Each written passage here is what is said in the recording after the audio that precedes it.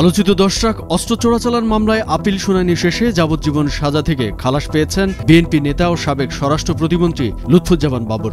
14 জানুয়ারি দুপুরে চট্টগ্রাম 10 ট্রাক অস্ত্র চোরাচালান ঘটনায় করা মামলায় আসামিদের ডেথ রেফারেন্স ও আপিলের উপর শুনানি শেষে রায় প্রদান করা হয়েছে। রায়ে তৎকালীন স্বরাষ্ট্র প্রতিমন্ত্রী লুৎফুজ্জামান বাবর সহ বেশ কয়েকজনকে খালাস দেওয়া হয়েছে।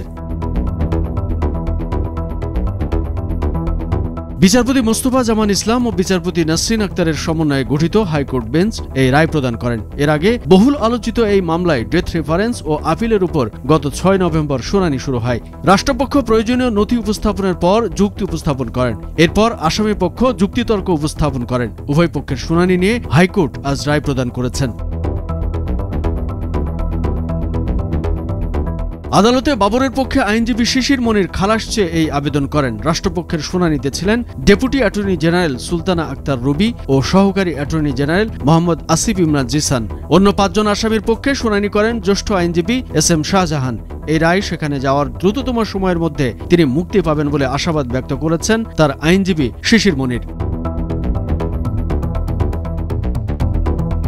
10 ট্রাক অস্ত্র আটক সংক্রান্ত দুটি মামলার মধ্যে চোরাচালান মামলায় সাবেক শিল্পমন্ত্রী ও জামায়াতের তৎকালীন আমির মতিউর রহমান নিজামী, সাবেক স্বরাষ্ট্র প্রতিমন্ত্রী লুৎফুজ্জামান বাবর এবং ভারতের বিচ্ছিন্নতাবাদী সংগঠন উলফার সামরিক কমান্ডার পরেশ বড়ুয়া সহ 14 আসামিকে 2014 সালের 30 জানুয়ারি মৃত্যুদণ্ড দিয়ে রায় দেন চট্টগ্রামের স্পেশাল ট্রাইব্যুনাল 1-এর বিচারক SM মুজিবুর রহমানের আদালত।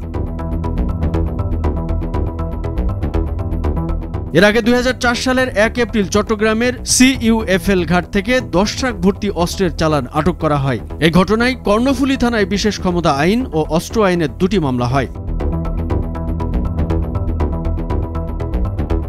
5 আগস্ট আওয়ামী লীগ সরকারের পতনের পর থেকে লুৎফুজ্জামান বাবরের মুক্তির দাবিতে নানা কর্মসূচি পালন করে আসছে বিএনপি। 2007 সালে সেনা সমর্থিত তত্ত্বাবধায়ক সরকারের আমলে তাকে গ্রেফতার করা হয়। পরে 2004 সালে আওয়ামী লীগ সরকারের সময় 21 আগস্ট গ্রেনেড হামলা ও চট্টগ্রামের 10 ট্রাক অস্ত্র মামলায় তার মৃত্যুদণ্ড দেওয়া হয়। কামরুজ্জামান আরিফ, ভোরের কাগজ।